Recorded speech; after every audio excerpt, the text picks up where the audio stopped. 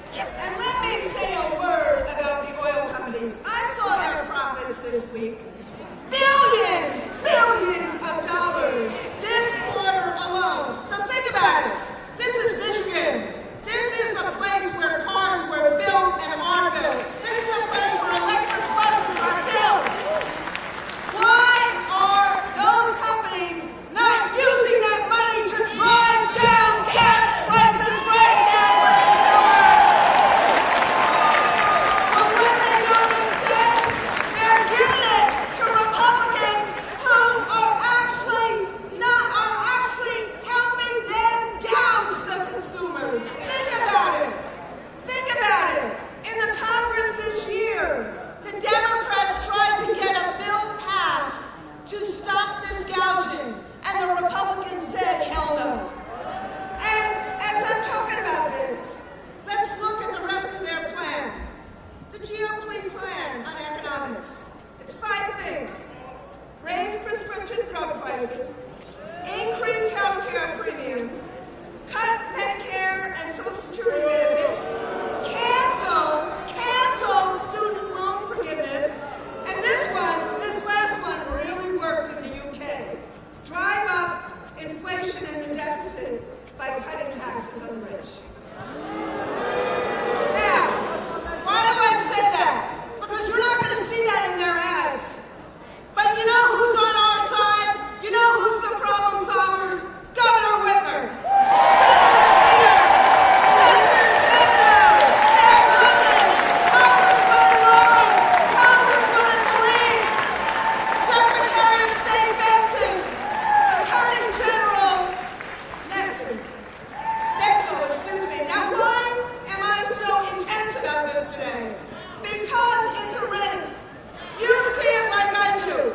The governor has actually fixed the damn roads. The governor has put more money into public education than we've ever seen in Michigan. She is a problem solver. And take her opponent. The only thing you need to know about her opponent is she's besties with Betsy DeVos.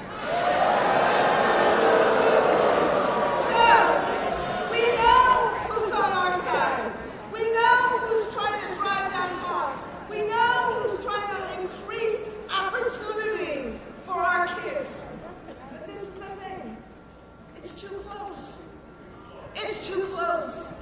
And this is where you all come in. I've been on a bus for the last night. I've been on a bus. I'm going to be on a bus for 21 days.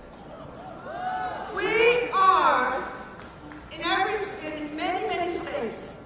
What I'm seeing is the determination that I see in this crowd. The determination to actually have the life that you deserve, that the people deserve. So, Michigan, are you going to get out the vote? Are you going to get your friends out the vote? Are you going to get your family out the vote? Are you going to get your church and synagogue out the vote? And if we do, we will do what President Obama says. Yes, we can. Yes, we can. Yes, we can.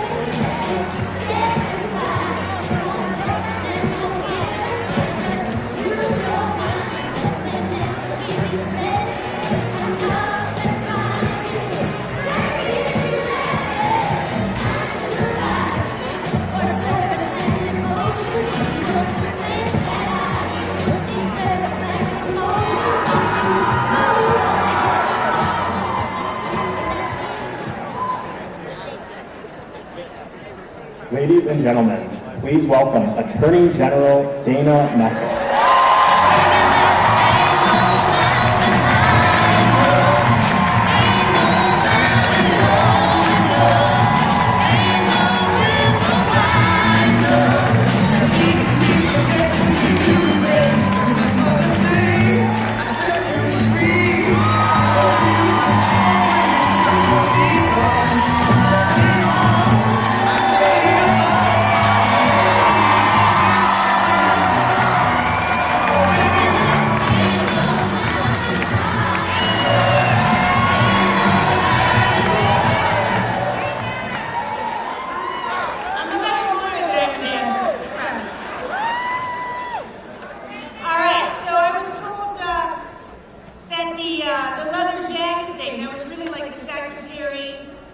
governor, they own that. So we're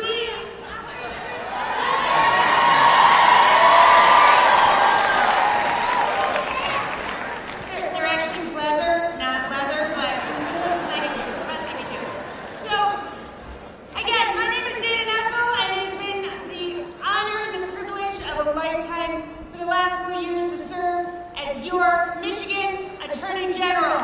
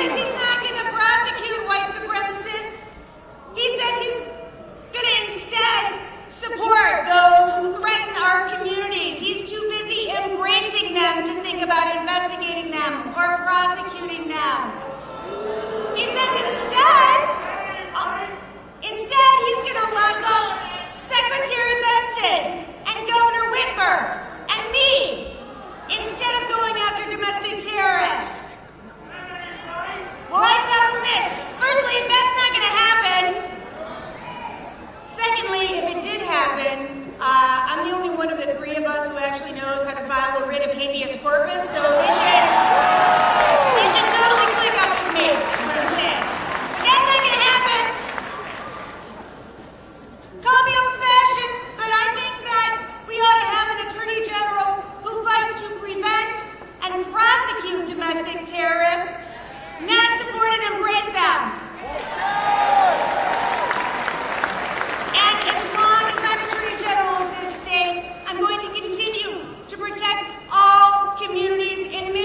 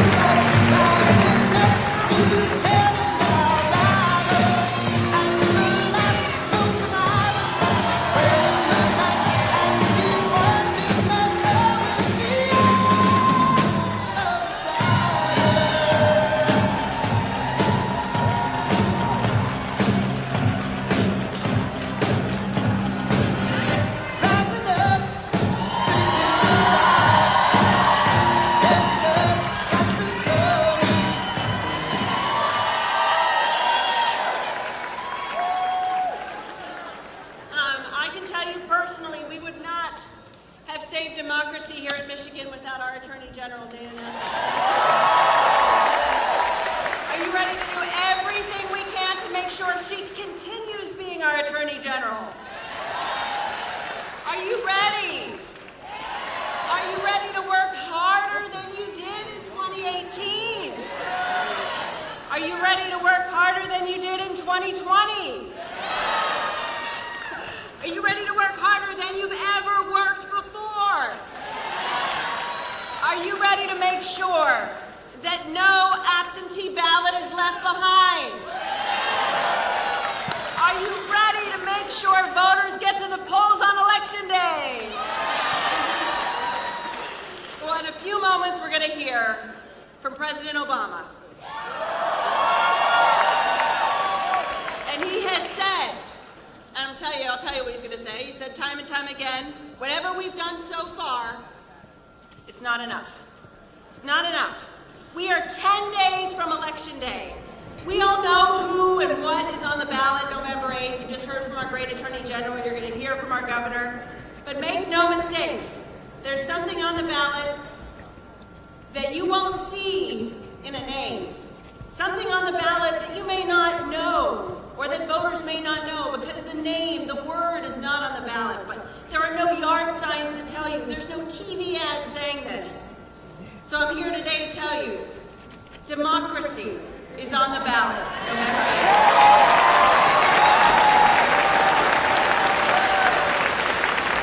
Our freedom and our fundamental rights are on the ballot. November 8th. And we need every single one of you to make sure every single voter in this state knows that. You know, democracy prevailed 2 years ago in 2020 when we had the highest turnout election in Michigan's history. We did that together. And you know, we've spent a lot of time over these last several years not celebrating that success, not celebrating that extraordinary achievement that more people voted. 5.5 million voters participated in November's 2020 election. And instead of celebrating that success, let's celebrate it right now. Woo!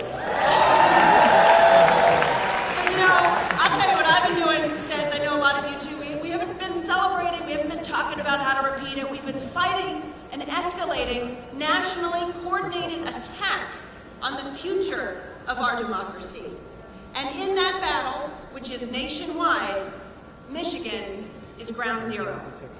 Right now, the anti-democracy forces are carrying out a coordinated strategy to spread lies, to deceive voters, and tell them all mistruths about their elections and their democracy. But it's not going to happen! That's right.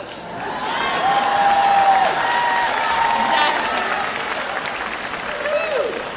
But I'm going to tell you why they're doing it. This is why. This is it. This is why they're spreading the lies. This is why they want people to not believe in their vote, to not believe that their vote's going to count, even though it does, even though we have safe, secure elections here in Michigan.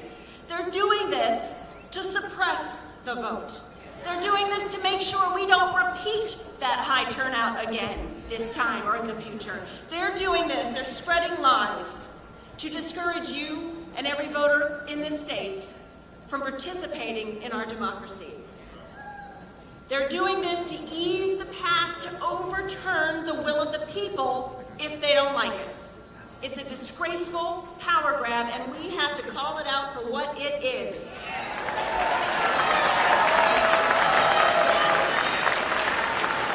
They're trying to make it more difficult to vote. They're trying to confuse voters about their rights or how to get their ballots or where to return them, or they're trying to instill fear, feeling if you vote, something bad is going to happen.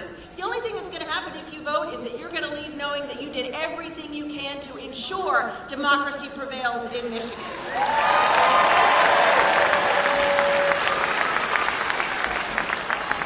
You have rights, and every citizen in the state has a right to elect your own leaders and hold them accountable. And I, as I have my entire career, I'm going to continue as your Secretary of State fighting to protect those rights for every single citizen in this state.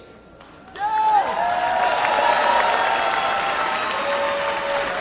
let me tell you, on the other side, that's not the case. We're running against election election deniers, and we call them election deniers for this one simple reason. They deny the truth about who won the election. They deny accurate election results. They lie about the safety and security of our processes. They want us to ignore the will of the people, and they want to replace the will of the people with their own partisan agenda and goals. That is what we're up against, and that is what we need to work harder than we've ever worked before in the next 10 days to make sure doesn't succeed. Let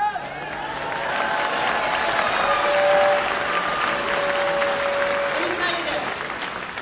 We're not going to let them win. We're not going to let them succeed. No amount of threats, lies, deceit, vitriol is going to stand in the way of us and our democracy. Not in Michigan, not now, and not ever.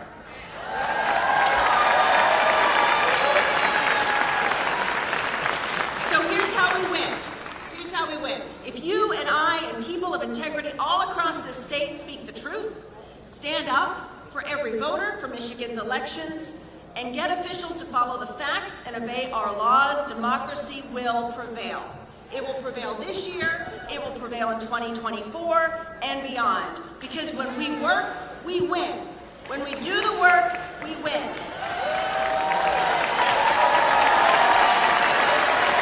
When we work, democracy wins. That's what we are going to do together. We are going to emerge out of this room today, determined to fight, determined to work, and ensure that our democracy not just survives this moment, but that we continue growing it. We continue having a healthy, robust democracy more than ever before. That's what I'm fighting for. That's what I know everyone on this ticket is fighting for. That's what I know you all are here today to join us in fighting for. So thank you. Let's get to work and tell everyone we know.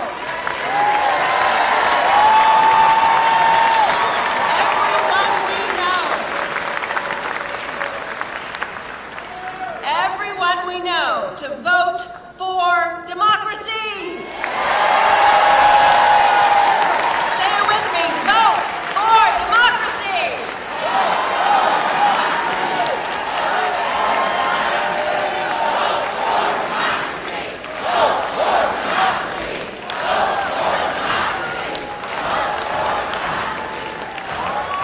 All right, let's go win. Thank you.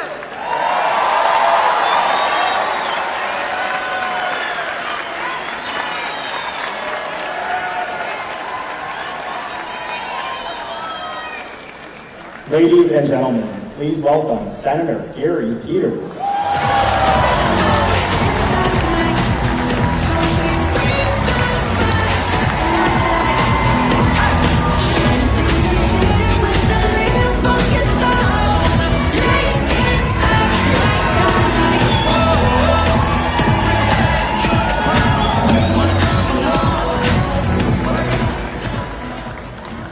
Well, good afternoon, everybody.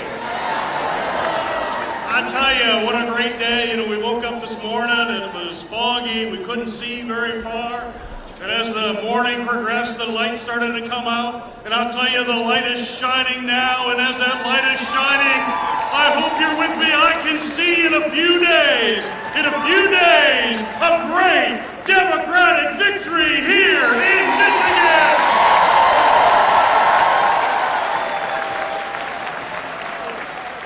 And I think today we've got a really good omen. We've got a great omen. 2 years ago, the former president came to Michigan to campaign by the name of Barack Obama. We won that election, and guess what? He's coming back here today. He's going to be standing right here on this stage. He's going to fire us up. And once again, we will win. Well, I tell you, it is great to be here. I will say, though, you know, I'm not on the ballot here today. So I know I kind of look probably maybe a little more relaxed than some of the other folks when I'm not on the ballot. But I will tell you, I have another job in addition to being a United States Senator. I chair this year the Senate Democratic Campaign Committee, which means my job is to make sure that we hold the majority in the United States Senate and we expand those numbers.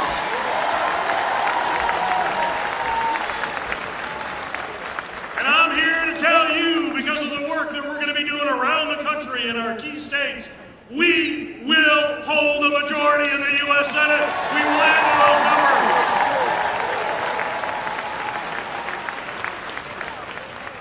And I'll tell you what we're running on. We're going to be running on our record.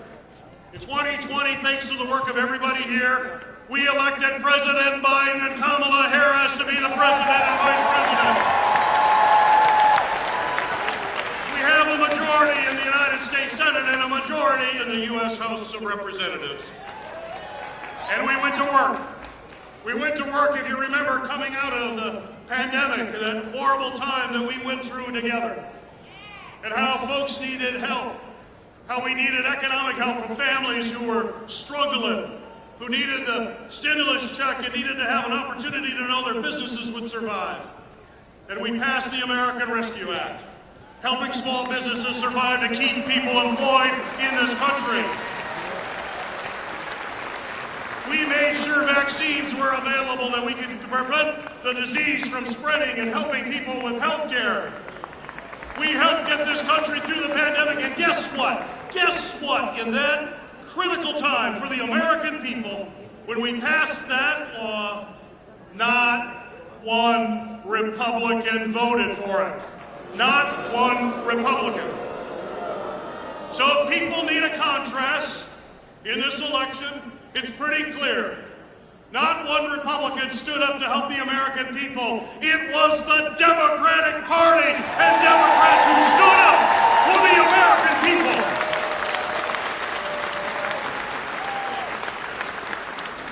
And we've continued that work, passing infrastructure bill to fix roads and bridges, passing the CHIPS Act to help manufacturing, and understand that when America is strong, when manufacturing is strong, and with the passage of the CHIPS Act, we will be bringing back jobs from China and putting them in the United States. And we will do everything we can to make sure those are good paying union jobs.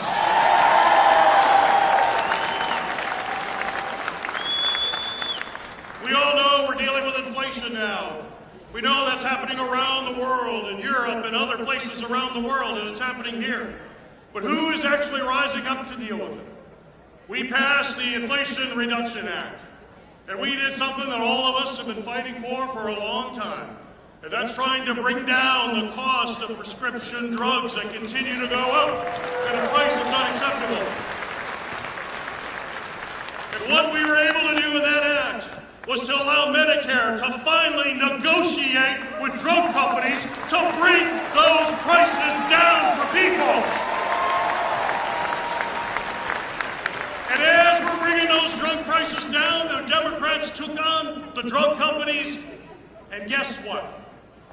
Not one Republican in the Senate voted for that. Another clear choice for voters this election.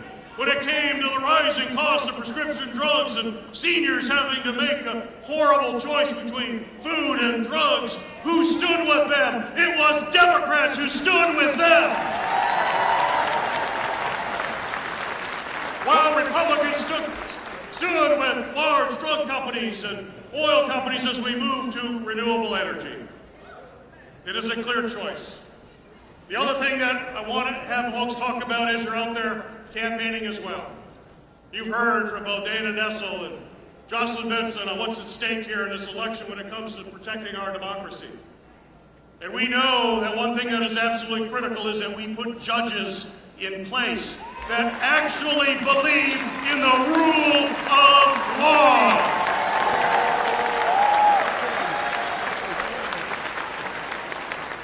The judiciary held strong last time. We know that former president was putting in judges that were simply not qualified.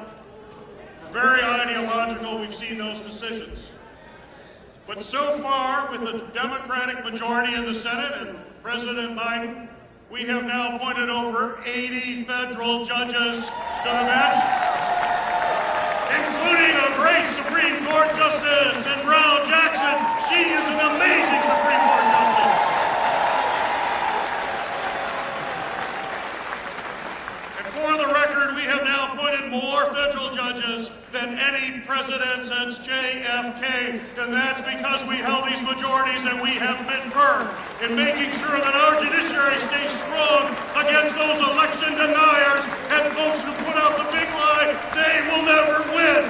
We will continue to hold strong for this democracy.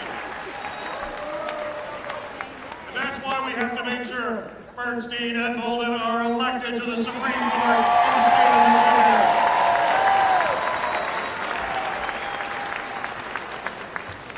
Well, shortly our governor will be out here on the stage, and I'll tell you, I've had a chance to work with Gretchen Whitmer for many, many years, prior to her being governor and in the state legislature.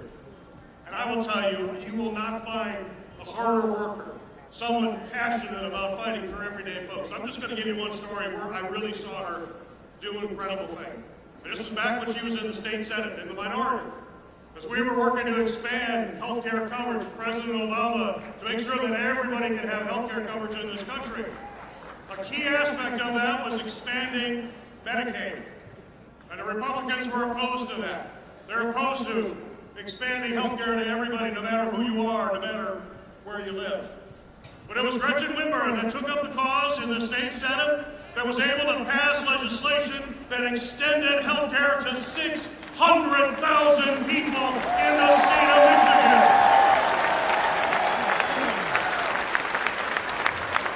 And now, as the governor, she is up to over 1 million people that have health care that would not have it without her. The Whitmer Democrats administration continues to pass legislation, including the largest increase in funding for K-12 schools in history.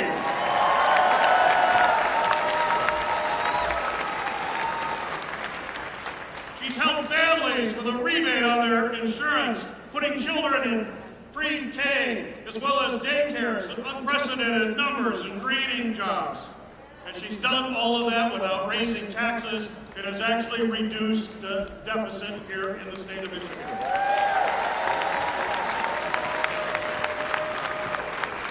Governor Whitmer and Lieutenant Governor Gilchrist know how to get things done. But she needs help. She needs a state Senate. She needs a House of Representatives here in Michigan. So we've got to make sure all up and down the ticket people are voting straight Democratic this election.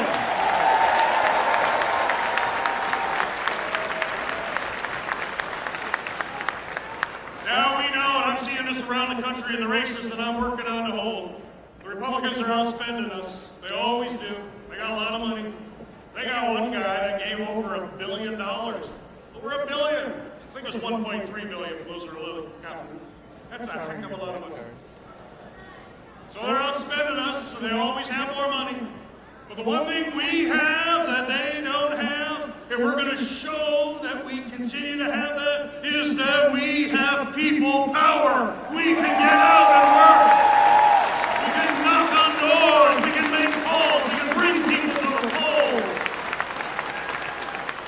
And over the next little over a week, we're going to do everything we can. I don't want anyone to get a whole lot of rest. I know you've been already working really hard. So I got some good news. You can keep doing it. You got a few more days to get out there and do it. And when we're done, when the polls close, I want you to go to bed, or well, you won't go to bed for a while. You'll be watching the news. But know that you put everything on the field. We did everything we can. We understand what's at stake here. We understand that the fundamentals of our democracy is at stake. And we understand that basic rights for women, for reproductive freedoms at stake. And we're going to stand up and make sure we're bringing folks forward. So, and I want to put this image in your head as I end here. You're tired, you're exhausted, you're on the couch, you're going to be watching the TV, you're going to be looking for the results to come through. And as those results come through and you finally hear it, you're going to say, oh my God, thank God, Michigan is a blue state, and we have won from the top to the bottom. We have been victorious, and we did it because we worked every day to make it happen.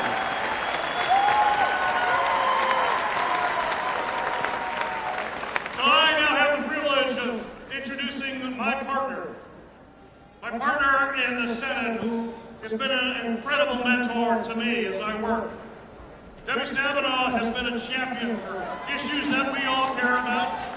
She has been a champion for mental health. In fact, we had in the gun safety legislation that just passed one of the largest expansions in mental health services in history, and it was Debbie Stabenow that's been fighting for that day and year out, month after month to make it a reality.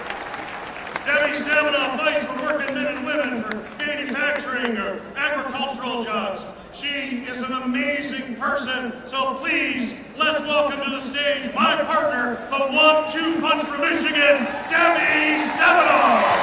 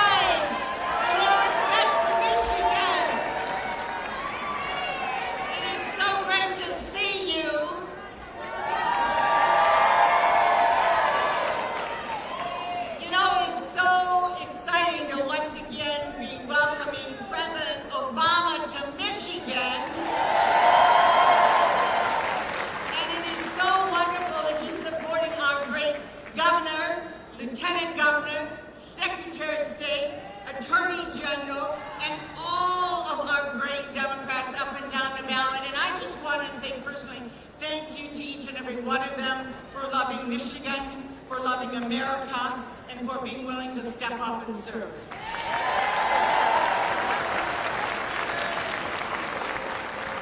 Now, I just want to take a moment to tell you a little story, to step back a bit, in addition to what all of our wonderful candidates have been talking about. I want you to go back a bit. When President Obama was elected, he walked into a huge financial mess left by Republicans. Democrats stepped up, we put people first, and we cleaned up the mess. Including supporting our American automobile industry and our auto workers. Then, dark cloud comes over the country. Donald Trump was elected. He inherited a terrific economy. Then he did the largest tax cut for wealthy people and corporations ever enacted. And did it trickle down to you? No, I didn't think so. And then, through his callousness and incompetence, he took a health threat and turned it into a pandemic that cost over 1 million American lives. So, 2020, we stepped up again, the largest voter turnout in the history of Michigan.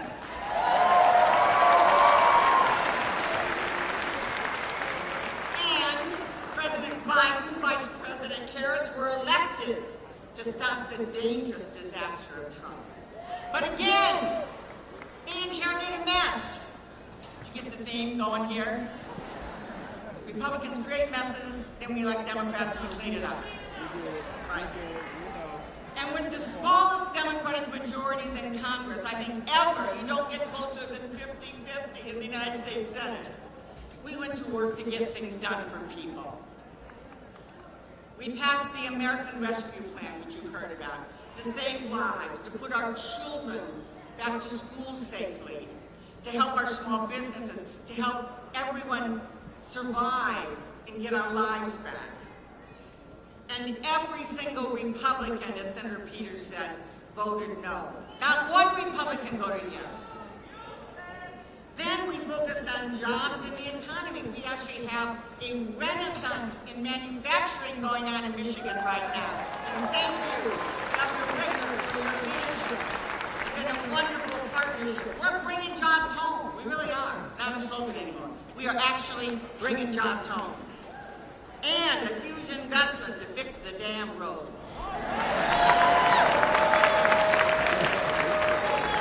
We are investing in our children, our families, new gun safety laws, community mental health and addiction services, helping our veterans with burn pits, and so much more. Bottom line, when Democrats are in power over and over again, we are putting people first.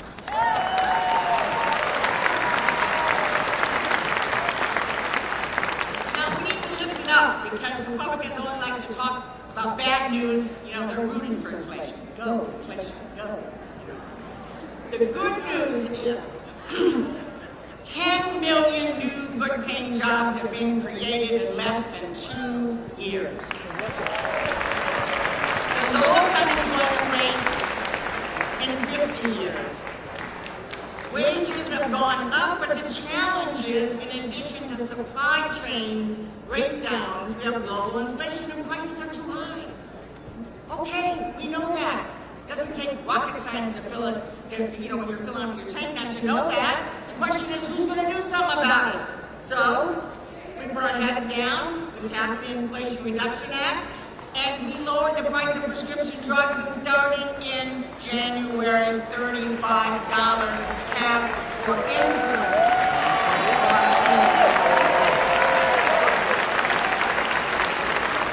And Medicare is going to finally have the power to negotiate group prices to bring prices down. So, every Republican voted no. Every Republican voted no. And they said if they come into the majority in Congress next year, that's the first thing they're going to repeal.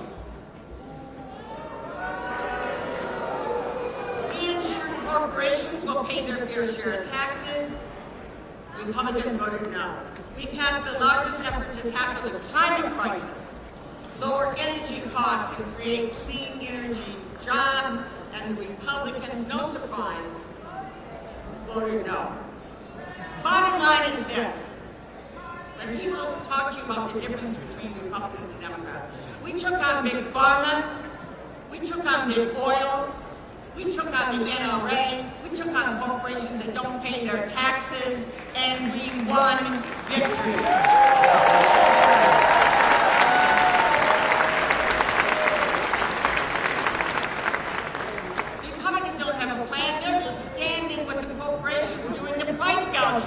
And the top price gougers are the oil companies.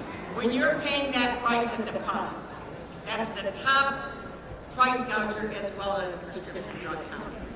So it's not a surprise to me that the Republicans are spending hundreds of millions of dollars working really hard to put them back in office. They want them to be in the majority. They don't want us to continue. They don't want us. They want to put them back in charge. So, there's a lot on the line in 10 days. From taking on corporate price gouging to our freedom to make our own reproductive health decisions.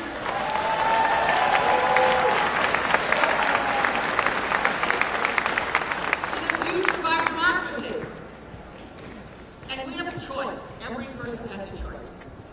To vote for Democrats who are fighting for you every single day, or Republicans who stand with drug companies, big oil companies, Betsy DeVos, and Donald Trump. Let's take this next week, everybody. Reach out to our family, our friends, and let them know that their vote counts and will make a difference. And let's make sure this election that the people win. Thank you.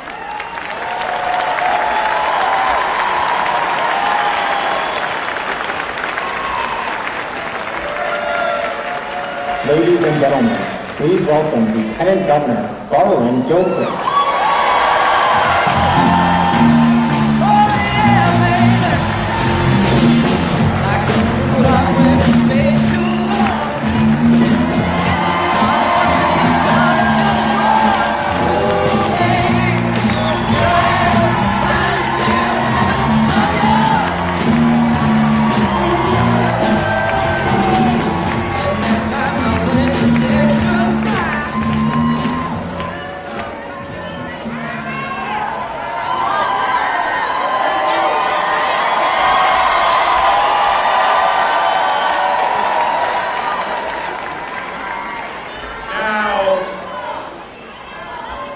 I gotta tell you something.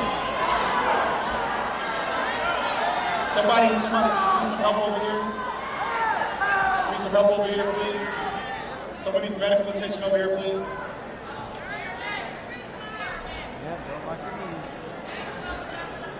Can we make sure we get medical attention over here, please? We good?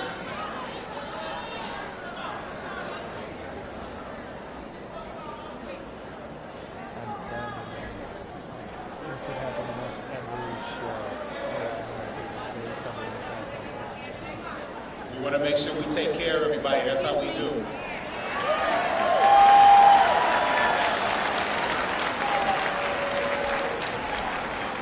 Can we give a hand to our first responders?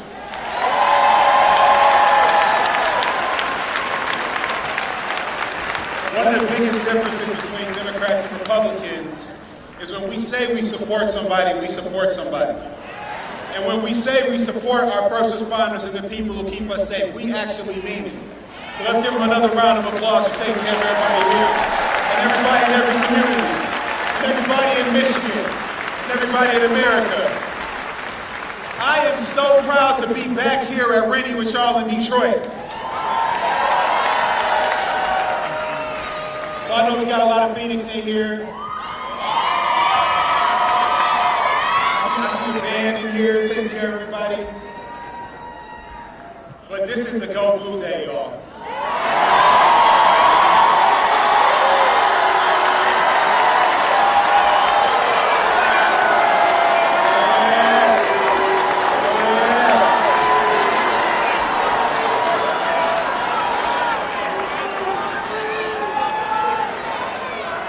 Now listen, some of y'all are going to disagree with me for a few hours today. But what we're going to remember for the next 10 days, this is all about Team Michigan.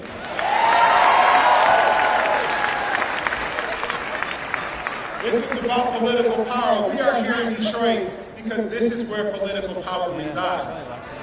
We recognize that every voter in the city of Detroit is a difference maker in our future. And so when it's time to mobilize in Michigan, there is only one place that we all need to be, and that's right here in the heart of the city of Detroit.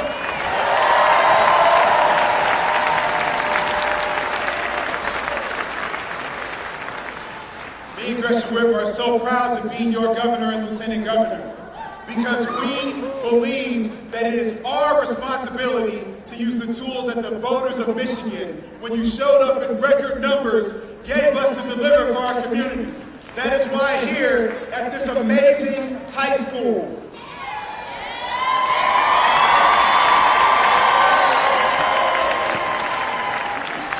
an illustration of the record-setting investments that we have made in public education in Michigan. Because we believe that every child has a right to an amazing public education.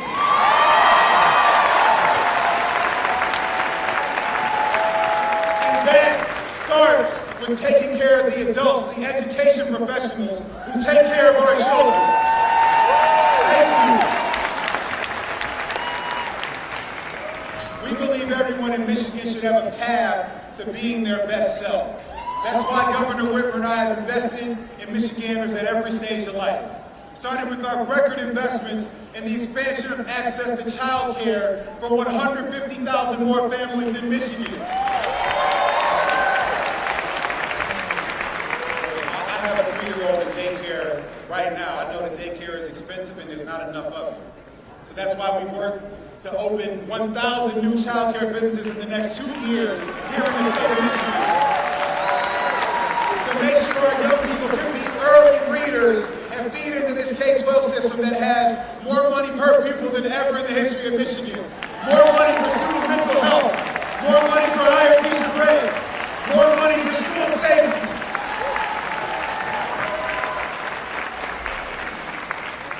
We also have paved the way for more people to pursue higher education and make it more affordable, to get into the skilled trades, to invest in career and technical education. 170,000 people in Michigan are going to community college tuition-free thanks to the Michigan Free Community Program.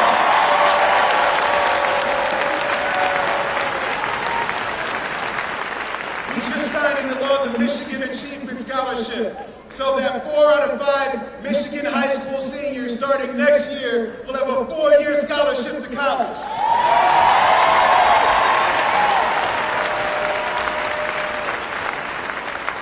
Because we have to have people skilled and educated and trained with the credentials to meet all these jobs that we are creating here in Michigan.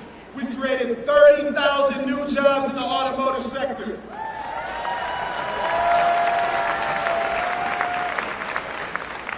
Y'all are just getting started. We have so much more work to do. There is so much more possibility to create and to imagine. We can grow our manufacturing base and also invent new things in Michigan. We can create thousands of great paying union labor jobs. How many union people are out today?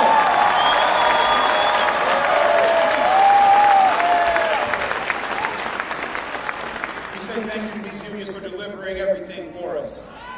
For delivering things like making sure that people can be respected and protected at work.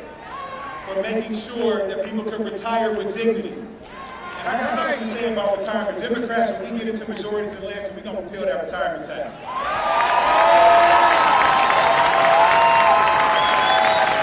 Because your pension was a promise. You worked hard for it and you deserve all of it. Because Republicans came for that pension 10 years ago when they cut taxes on rich people and big companies. But we're going to change that story for the future. For you to retire with dignity and all the money that's deserved to you in your pocket.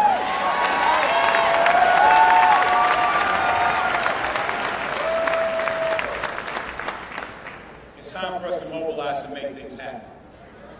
This opportunity, this election, we can make a generational difference for our people and for our communities. But there are some people, there are too many people who we have to work hard to defeat that are all about division and not possibility. Division is the knife that destroys democracy.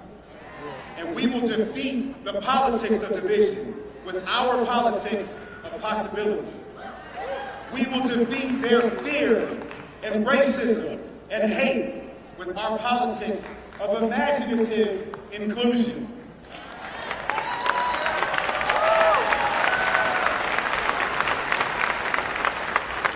See, our politics is a politics of aspiration. Our values and vision for the future is bigger and more inclusive than any divider's dream.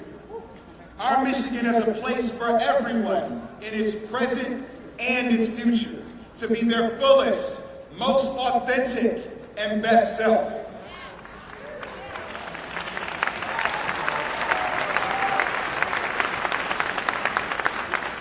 Our opponents, they seek to exclude the people we seek to empower, the people we work every day to deliver for. But we include the children dreaming and understanding who they are, the women exercising their right to determine and choose their future and their destiny, the workers who sweat for fair wages, dignity, and protection, the retirees demanding what you earn without undue expense or being taken advantage of, the parents who wish to choose today to protect our children's planet for tomorrow. This is a fight to the finish for our values. So it is time to set the trajectory of Michigan's future. And we have 10 days to do it. So we need everyone to sign up right now, today, when we finish here in this gym, to do your part for the next 10 days. Because every door we knock is an open door to a vote for our future. Every phone call you make is an invitation and call to action to vote for our future. Every text message you send is an opportunity to connect someone to their power and potential. We got a big bus outside that's waiting for you to sign up. That's waiting for you to join this movement. That's waiting for you to stand tall for Detroit and Michigan. That's waiting for us to mobilize in a way that we never have. Because when we deliver record voter turnout, Democrats win. And when Democrats win, we all win together. Thank you, Detroit. God bless you.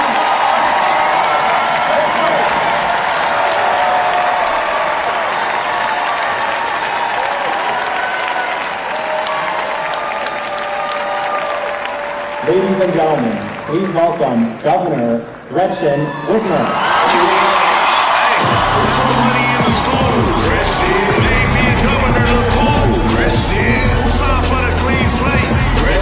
Michigan become a clean state. Who got the funding for the kids? Who got the roads getting big? Who got a lot of people jobs? 2020 help us stay alive. You don't know what she did and you feel alive. The biology for the school so the kids can learn. And help people get jobs so they can live their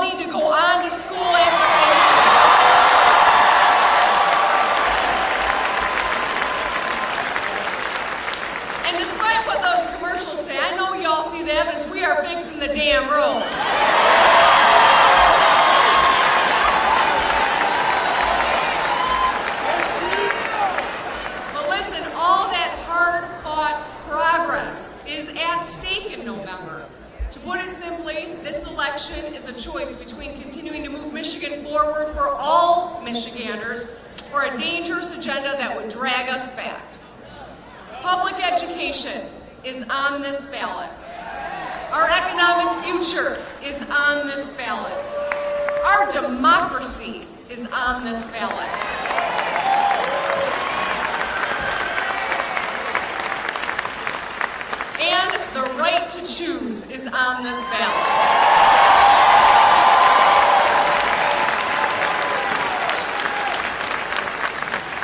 If you don't think the right to choose is an economic issue, you don't have a uterus.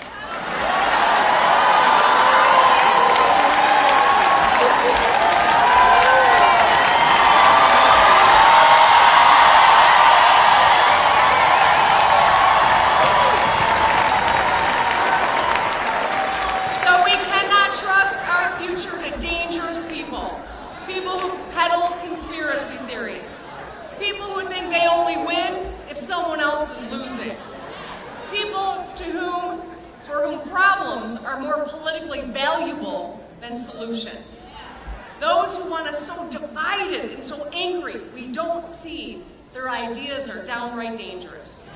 We got 10 days, my friends. We have come a long way. And now the question is, are we going to go backward or are we going to work together to drive our state forward?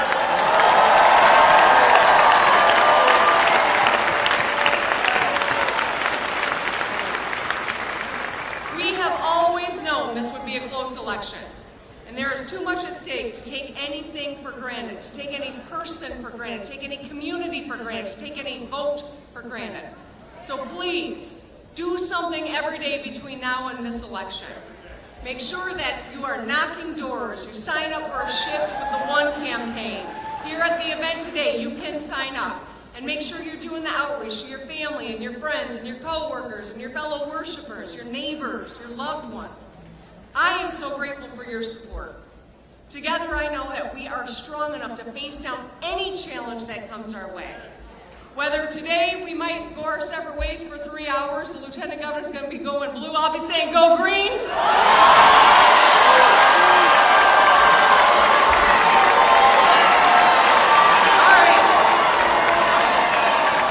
I mean, this is a day of unity. We will go our separate ways from about 7:30 to 10:30 and we'll come right back together, right?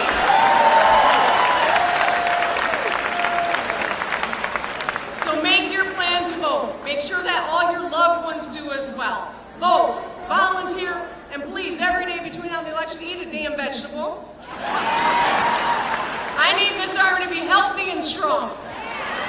Because no matter how tough things get, we do not falter and we never give up, right?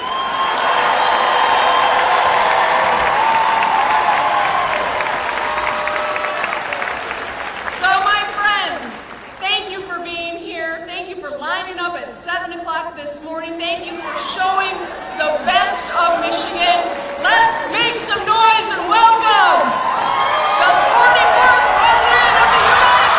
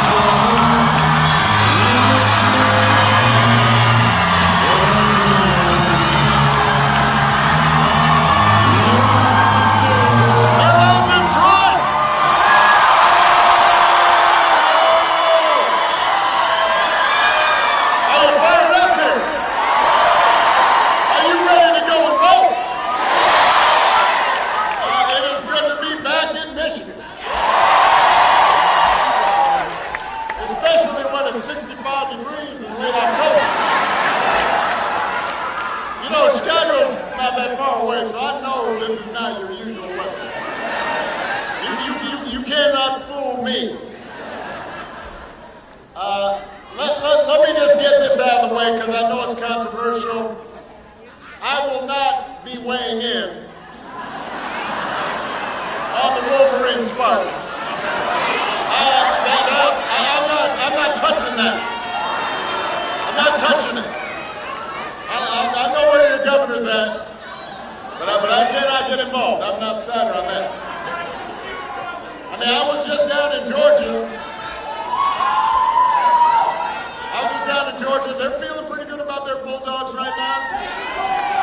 But I know the Wolverines and Coach Harbaugh might have something to say about that come playoff time. And I know Governor Whitmer is pulling for the upset tonight.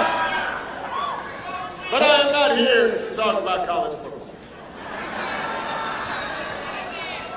I am here, you may be surprised to know, I am here to ask you to vote for your Congresswoman Rashida Tlaib, for your Attorney General Dana Nessel, for your Secretary of State Jocelyn Benson, for your Lieutenant Governor Garland Gilchrist, and for the great governor of the great state of Michigan.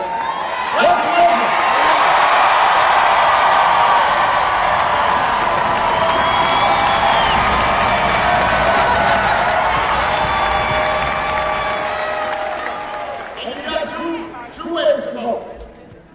Number one, you can vote early. By going to your local clerk's office, requesting an absentee ballot, and voting right there. You tried that? It works. Number two, you can vote at your polling place on November 8th. And if you need more information, you go to michigandems.com/vote to find out where. And then you make a plan to vote. Because you don't want to leave it to the last minute and then something happens with your muffler. Right? Or you don't want to mess up. Then after you've got your plan and you voted, you've got to help your friends and your family to make a plan to vote. Because I'm assuming if you are here, you are likely to vote. But Cousin Pookie, I like Pookie, but sometimes he forgets stuff. So you got to get on him a little bit. You've got to talk to, Uncle Fred. He can forget. Take them with you if you vote early or if you're voting in person on election day. Because this election requires every single one of us to do our part. It is that important. Now, I think it's fair to say that this country has gone through some tough times these past few years. We have been through some stuff. We are just now coming out of a historic pandemic that wreaked havoc on families, on businesses, on communities, on schools. I was talking to the lovely principal of this school, where she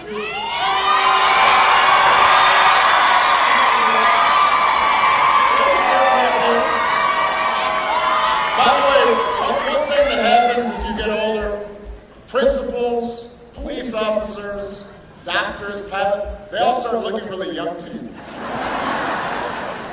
They're like, are you sure you're in charge? But she was describing how difficult it was during COVID, right? So everybody was impacted. And a lot of folks lost people that they loved. Yes, we did. And the pandemic also highlighted, and in some cases made worse, problems that we've been struggling with for years. An economy that all too often works for the folks at the very top, but doesn't work for ordinary people. Communities where there are too many kids who are out of school or out of work, they're out of hope, and sometimes that leads them to violence and despair. And then you've got an erosion of just civility, acting right, including in our politics, our democratic norms. We've got politicians who work to stir up division, to try to make us angry and afraid of one another for their own advantage. And all of it gets amped up, hyped up 24/7 by social media. Because a lot of times they're for-profit platforms, and they find it more profitable to feed you controversy and conflict instead of facts and truth. And sometimes it can turn dangerous. You know, I want to take a moment to say a prayer for a friend of mine, Mr. Paul Pelosi, who was attacked. 82 years old, was attacked when somebody broke into his home looking for his wife, Nancy. And thankfully, doctors believe he's going to be okay, but we'll let the investigators do their job. But here's one thing that we can feel, we know. If our rhetoric about each other gets that mean, when we don't just disagree with people, but we start demonizing them, making wild, crazy allegations about them, that creates a dangerous climate. And if elected officials don't do more to explicitly reject that kind of rhetoric, if they tacitly support it or encourage their supporters to stand outside voting places armed with guns, dressed in tactical gear, more people can get hurt. And we're going to be violating the basic spirit of this country. Yes. So, sir, come on. But this is what I mean. This is what I mean. I mean,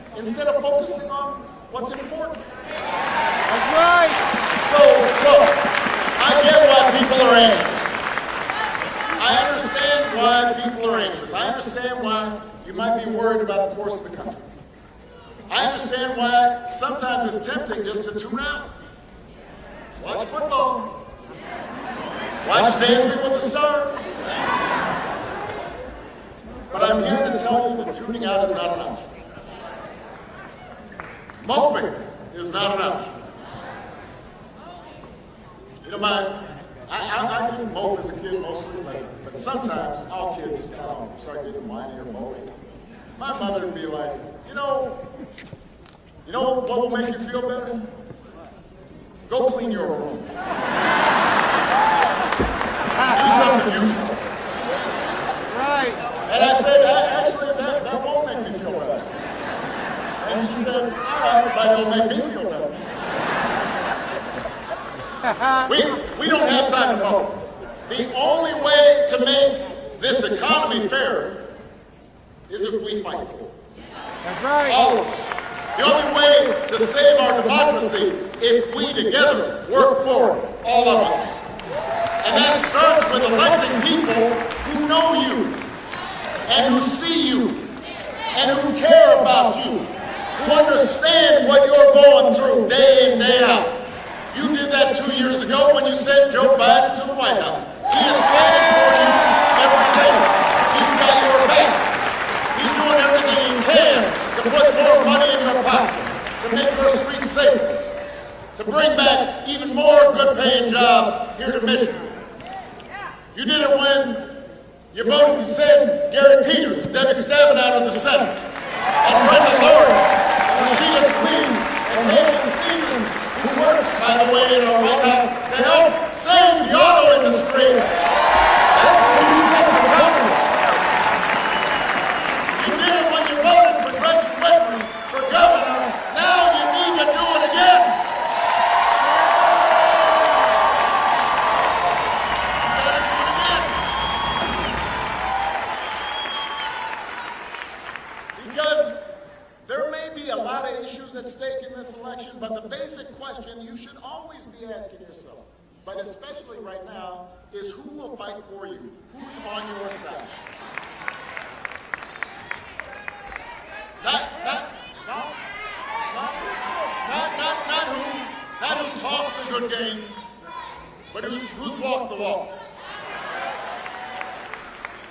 So we had a little photo line before I came in here, and the new president of UAW was in the photo line, you don't have to believe what I say, you can see what I do. Because there's a reason why the auto industry is thriving here in Michigan. It's because you chose people who cared about auto workers and the communities in Michigan.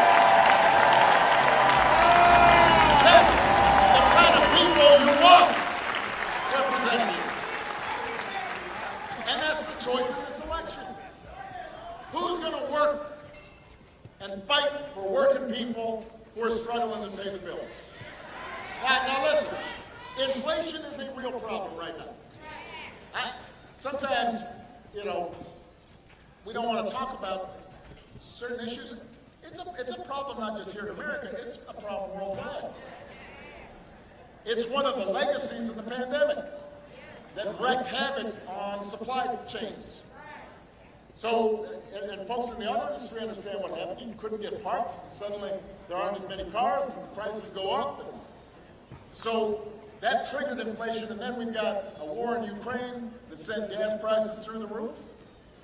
Listen, if you see gas prices, grocery prices going up, that's taking a bite out of your paycheck. That hurts.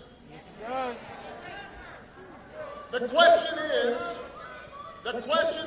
who's actually going to do something about it? We are. The Republicans talk about it, but what's their answer? What's their economic policy? They want, do we have another person yelling at me? Is that what you're doing?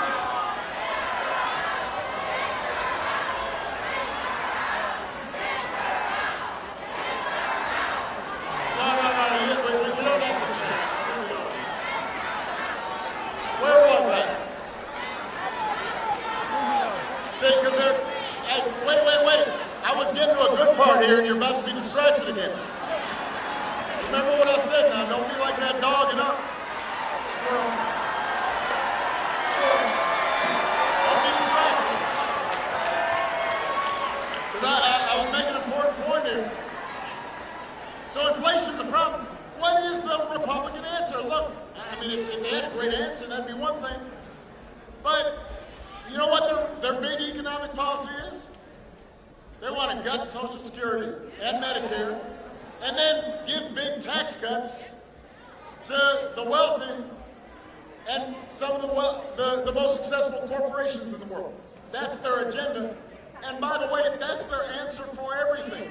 Debbie knows, Gary knows, back in 2008, 2010, inflation was low, unemployment was high. What was their answer? Tax cuts for the wealthy and cut back on Social Security and Medicare. It doesn't matter what the problem is. No matter what, listen, if there was an asteroid heading towards Earth, and we got everybody in the room saying, what are we gonna do?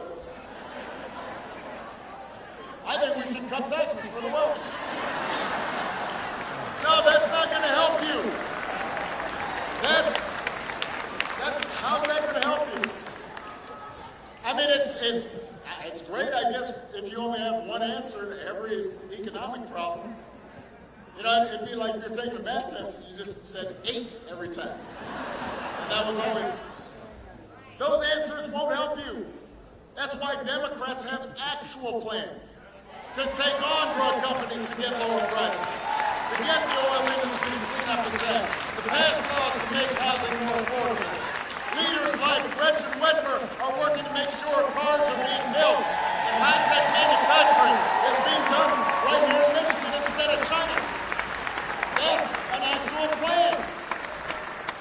And that's the choice in this election. That's what this is all about. You hear the Republicans talk a lot about crime right now. Now, violent crime has gone up over the last 7 years, by the way. They act like it just happened just last year. As if like the previous president wasn't there.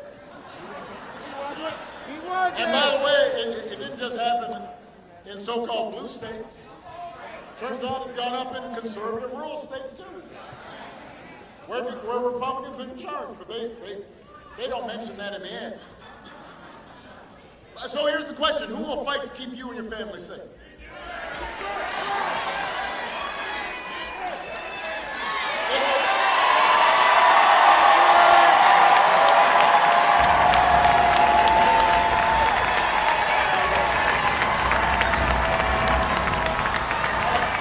I like how the band kind of chimes in.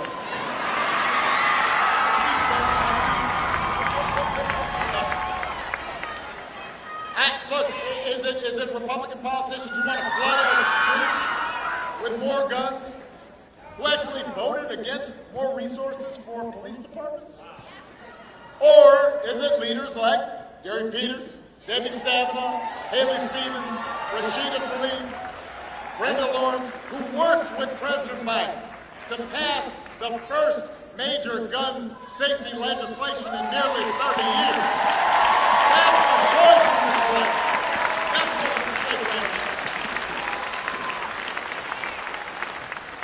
Michigan, who will fight for your freedoms?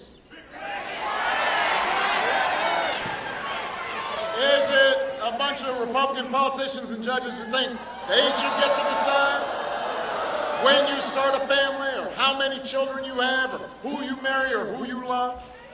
Or is it leaders like Gretchen Whitmer who believe that the freedom to make these personal decisions belong to every American, not politicians in Washington? That's the choice in this election. That's what you have to decide. Who's going to fight finally? Who's going to fight to make our democracy actually work?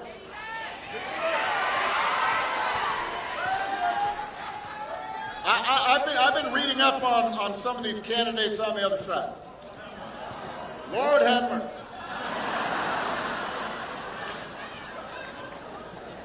They have promised.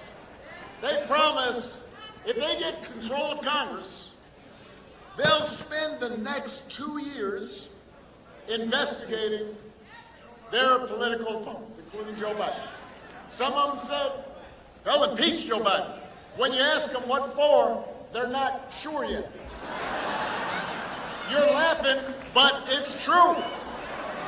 They're all like, well, I don't know. We're kind of We're trying to figure it out. Now, here's the question. How is that going to help you and your family if that's all they're spending their time doing? How's that going to help Michigan compete?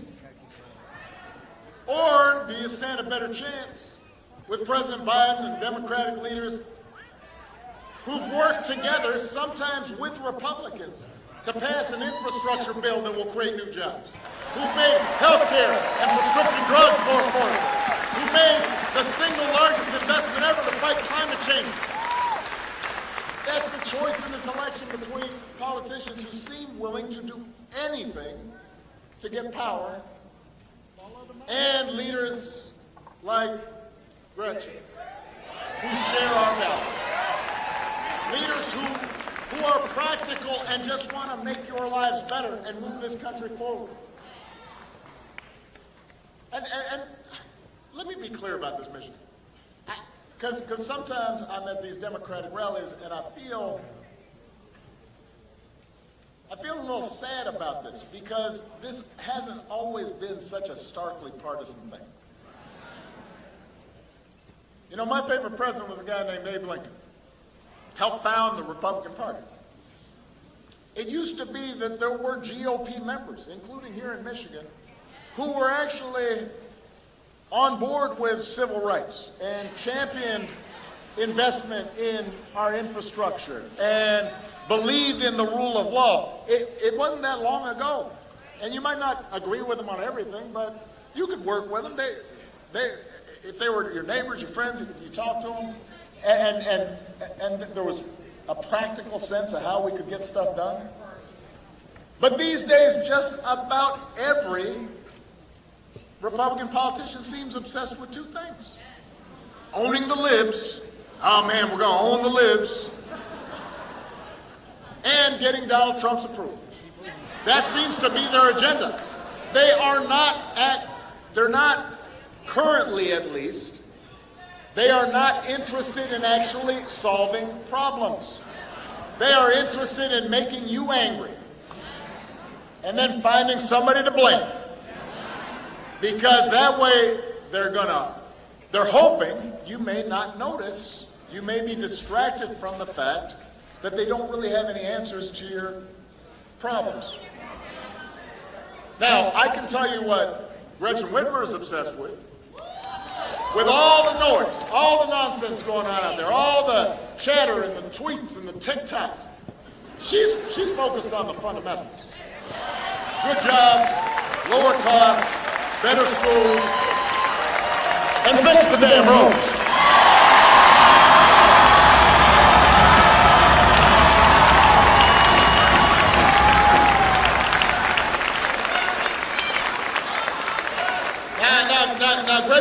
Now Gretchen's opponent, her plan would slash billions of dollars from education budgets. Do not boo.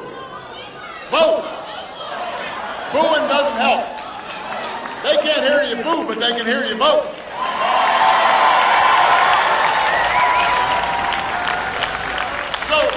So her plan would slash billions from the education budget, change Michigan's constitution to allow taxpayer dollars to go to private schools. Now, as governor, Gretchen made the largest investment in K through 12 education in Michigan. And she did it without raising taxes, by the way. She closed the funding gap between wealthy and historically underfunded school districts. Something the last 4 governors here in Michigan had tried and failed to do. Gretchen got it done.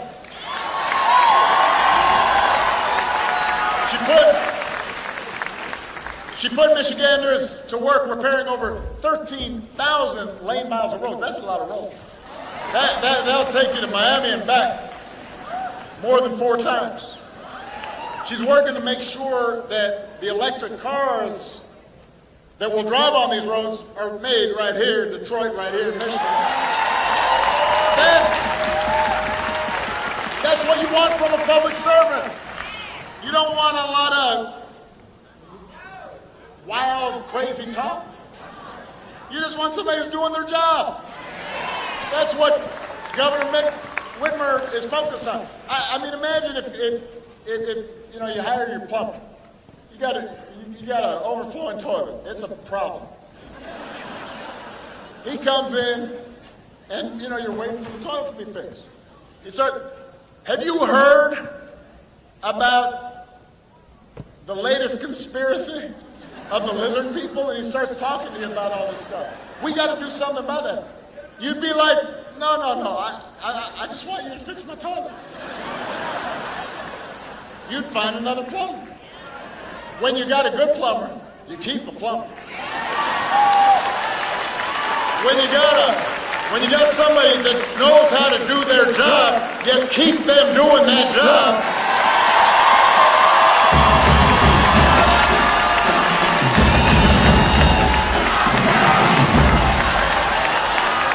I see you. This is great. I love having it. I should just take the band around with me.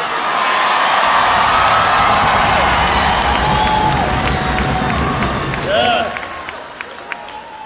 I really do like that.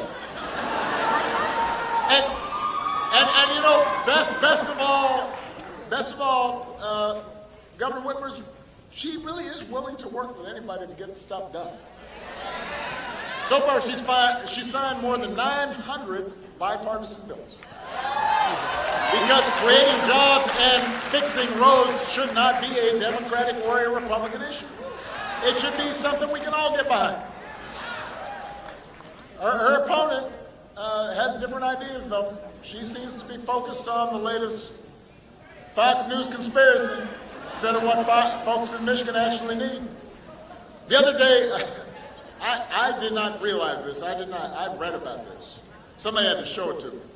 The other day, a video came out of Governor Whitmer's opponent claiming that Democrats have been working for decades to topple the United States because they're still upset about losing the Civil War. And that COVID restrictions were part of some master plan to do this. Now, first of all, what?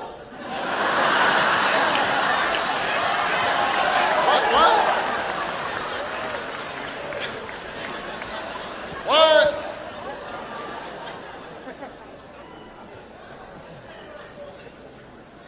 I mean, I know some folks go down these rabbit holes on the internet, they're up too late. But that's like a subway tunnel. That's deep. That's the darkest rabbit hole I've ever seen.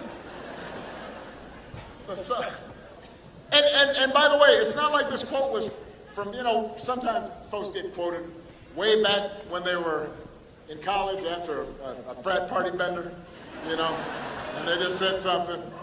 And you know, you kind of want to forgive them because you're all like, all right, I've been there.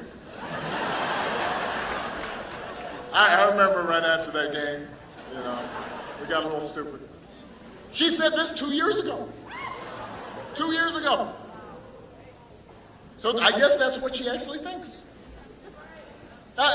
Imagine if instead of coming up with a story about how us having to watch Tiger King in our sweatpants was somehow some kind of government plot. Imagine if she spent some time coming up with some ideas to create more jobs here in Michigan, or to give folks more health care, or to improve our schools. That's what you want from the governor of your state. Somebody who's focused on doing the job and focused on you. And then there's this. I mean, this is just an aside. I'm going to read you two headlines, both from the Detroit News.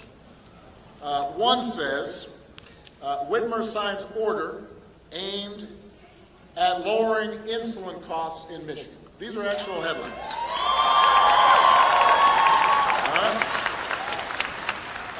Second headline. This is the second headline. Michigan Governor hopeful Tudor Dixon eaten by zombies in gory horror film.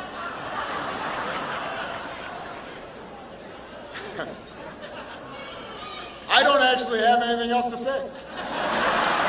It's up to you folks. Whoever you think is the better choice.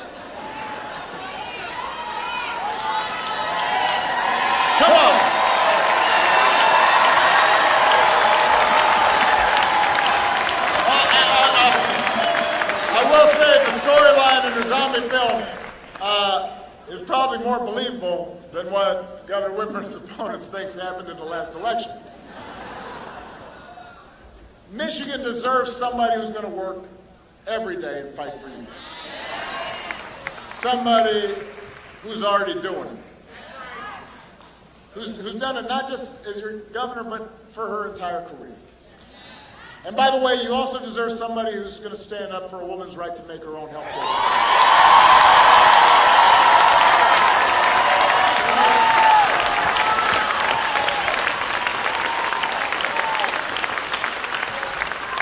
Abortion is a controversial issue in this country. It always has been. And I genuinely believe there are good people of conscience who may differ from me on this issue. But we should all agree that women everywhere should be able to control what happens with their own bodies. It shouldn't be controversial to say that the most personal of healthcare choices should be made by a woman and her doctor and not politicians. And that's why when the Supreme Court struck down Roe versus Wade, it was a wake-up call for a lot of people, especially young women, who might have taken Roe for granted. And it was a reminder that a politicized court can reinterpret what we thought was well-settled constitutional rights. We can go backwards. We don't always just go forwards. And if Republicans take back the House and the Senate, we could be one presidential election away from a nationwide ban on access to abortion. And that could be the beginning. Look, I taught constitutional law for over a decade. I will tell you this. If a court does not believe in a zone of privacy that allows us to make certain decisions without the government interfering, then other freedoms that we take for granted are at risk. Justice Thomas has already said as much. If there's no right to privacy, then same-sex marriage will certainly be at risk. Almost every Republican in the House of Representatives has already voted against guaranteeing a right to use contraception. You think about that. If they take back power, there's no guarantee birth control won't be on the agenda. Here in Michigan, this isn't even theoretical. Abortion rights are literally on the ballot. Right now, there's a law in the books from 1931 that would ban abortion in Michigan with no exception for rape or incest, and could throw nurses and doctors in jail for caring for women. This is a law, by the way, 1931. This law was passed when women could be fired from their jobs simply for being a woman. At a time when women were actively discouraged from getting an education and going to college. But Governor Whitmer's opponent strongly supports it. A law from 1931. She thinks politicians had the right idea back then. I mean, you know, she probably thinks if she watched The Handmaid's Tale, she's thinking like, what's the problem? But you know what? The good news is Governor Whitmer has other ideas. She's filed a lawsuit to block the 1931 law, to keep modern law preserving these rights here in Michigan. If you vote yes on Proposition 3, you can stop this radical shift for good and restore the rights that women have had for nearly 50 years here in Michigan. So, all these issues are at stake in this election. And not just for people here in the auditorium, but for people who are watching. If that's not worth 15 minutes of your time, I don't know what is. But you know what? If you do need another reason to go vote, I'll give you one more. And that is the fact that American democracy is also on the ballot.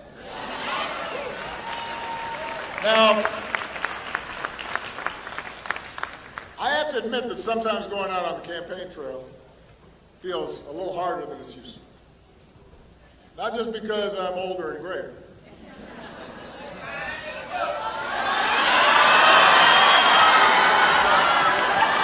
don't know if y'all heard that. Well, I'm sorry, what'd you say?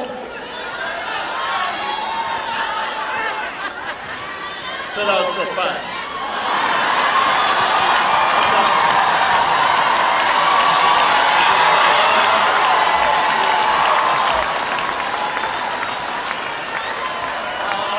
I'm not going to tell Michelle you said that. Although Michelle does agree. She knows. But we're getting distracted.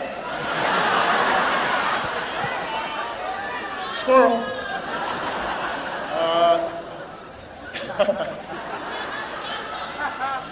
Yeah, I touched on this before, but I want to repeat this. Back when I was first running for the presidency, but even before that, when I was running for the U.S. Senate, people did not agree with me on everything. But I could go in a community, mostly Republican, mostly conservative, and I could have a conversation. I could sit in a VFW hall, I could sit at a diner, have a piece of pie, have a cup of coffee, talk to folks about their lives, tell them a little bit about myself. They might not end up voting for me, but they'd say, oh, you know, he seems like a decent guy, you know. And we might persuade each other on some things. And I learned something because of that conversation. And that's, by the way, how I ended up getting a whole bunch of Republican votes. That seems crazy, but I did. Way back. And that was only 2008. It wasn't that long ago. And then after I won, the Republican candidate, my colleague in the Senate, John McCain, graciously conceded. He wished me luck for the sake of the country.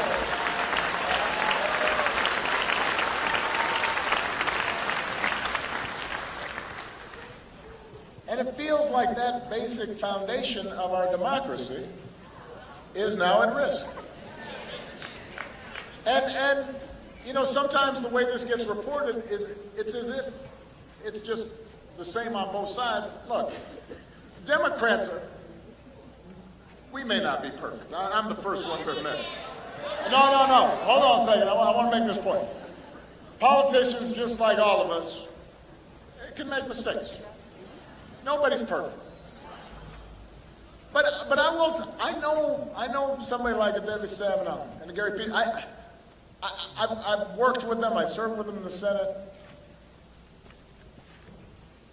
They will still treat people who disagree with them with civility. And they will still listen to people. And they will still try to come up with common sense solutions to problems. And they prefer working with people and not being divided. I know your governor feels the same way. And that's how our democracy is supposed to work. And so part of the reason it's harder now is because, with few notable exceptions, most Republican politicians right now are not even pretending that the rules apply to them anymore. They seem okay with just making stuff up. Governor Whitmer's opponent has falsely claimed that the 2020 election was stolen. Now, and has refused to say whether she thinks Joe Biden has won. She just can't bring herself to do it. And I just want to explain this. Nobody likes losing. Listen, the first time I ran for Congress, I lost the primary by 30 points. I got whooped. And let me tell you, I was frustrated. I was frustrated too. You know what I didn't do though? I didn't claim the election was rigged. I didn't try to stop votes from being counted. I didn't incite a mob to storm the Capitol. I took my lumps. I figured out why my campaign hadn't connected, and I tried to run a better race the next time, because that's how our democracy is supposed to work.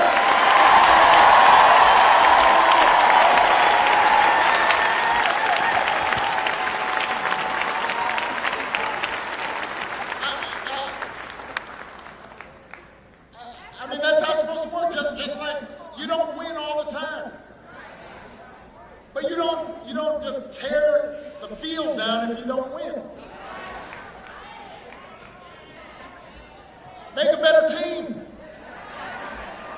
Have a better plan. But don't tear down the game. Don't tear down the rules. And look, I get that democracy might not seem like the top priority right now. Especially for a lot of folks where they look and they don't feel like it's working for them. When other countries where governments tell you what books you can and can't read. Countries that put dissidents and reporters in jail. Countries where it doesn't matter who you vote for because the outcome's already determined. The people in power will do whatever they want. And where corruption is rampant because there's no accountability. When honest, true democracy goes away, people get hurt. It has real-life consequences. And that's why generations of Americans fought and died for this idea of self-government. The idea was, I may not agree with you on everything, I may not look exactly like you, I may not have the same last name as you, I may not worship in the same way as you do, but because we are all Americans and we believe in this democracy, we'll come up with a way to settle our differences peacefully, and sometimes I'll win and sometimes you'll win, and then we will have peaceful transfers of power. That's how this place is supposed to work. And these are rules that we teach our kids when they're little. These aren't even just grown-up rules. We start teaching these. Michelle and I, we started teaching Malia and Sasha this when they were 2. Be fair, be honest, share. Rules about how they should make group decisions. You know, everybody gets a say. Everybody gets a turn. If you don't get your way, don't throw a tantrum. Don't take your ball and go home. Get over it. Try to do even better next time. These are basic values. And that's what I mean when I say that democracy is at stake in this election.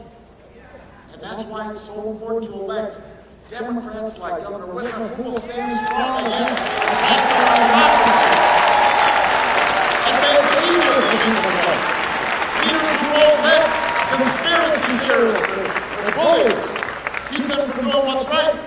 That's also why it's so important you vote yes on Prop 2 here in Michigan, which can expand early voting and prevent state legislatures from interfering in the certification of elections. Let's get that done. Prop 2. And while you're at it, make sure to elect good people up and down the ballot. Across the country, there are folks who've been trying to undermine our democracy, and they're now running for office to oversee the next election. If they win, there's no telling what might happen. That's why we've got to work just as hard to elect secretaries of state, like Jocelyn Benson, as we do to elect governors and senators. 2 years ago, Jocelyn stood up to smears and threats to make it easier for folks in Michigan to cast a ballot. She did the right thing because she believes in the simple idea that every citizen deserves to have their vote counted. That didn't used to be controversial. These days, at least in GOP circles, it is. It shouldn't take courage to stand up for that idea, but we're running against some folks who don't believe in it. And that's why you've got to support Jocelyn. You've got to have her back, because there are Republicans who don't want to play by the rules. So we've got to keep Jocelyn in that job. Because if things get close, that can make a difference. Reggie's got to go someplace else. She got a campaign other places. She already got you. Which brings me into my point. You've got to make a difference, too. Now, we joke in my house that Michelle can be a little glass half empty sometimes.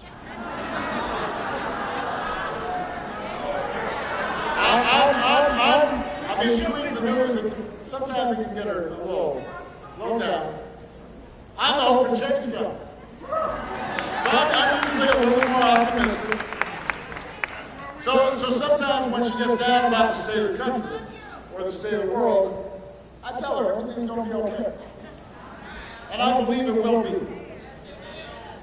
But I also know that things won't be okay on their own. We have to fight for it. We got to work for it. Not just on election day, but every day in between. That's why this election matters to us. I know these are tough times, but we've been through tough times before. The thing is, we can't give in to the temptation to give up. We can't turn inward. We can't see politics as a zero-sum game where anything goes. And the rules are broken, and the only way people like us win is people like them lose. We can't give into that kind of thinking. Because in our darkest moments, and there have been darker moments before, we have always had more in common than our politics suggests. Even when times are tough, what unites us can be stronger than what divides us. There have been certain values that bind us together as citizens, no matter who we are, where we come from, what we look like, who we love. That's the promise of America. That's who we are. And in this election, you've got a chance to vote for leaders like Whitmer and Democrats and Jocelyn Benson and Dana Nessel and Rashida Tlaib, who will fight for that big, inclusive, hopeful, forward-looking America that we all believe in. An America that doesn't fear the future, that meets its challenges honestly and boldly.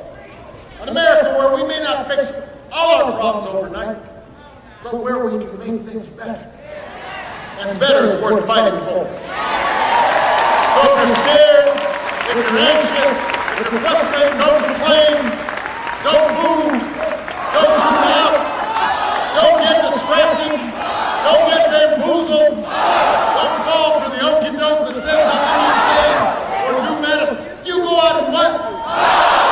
Get off your couch and what? Put down your phone and what? Vote for this incredible Michigan Democratic Senate.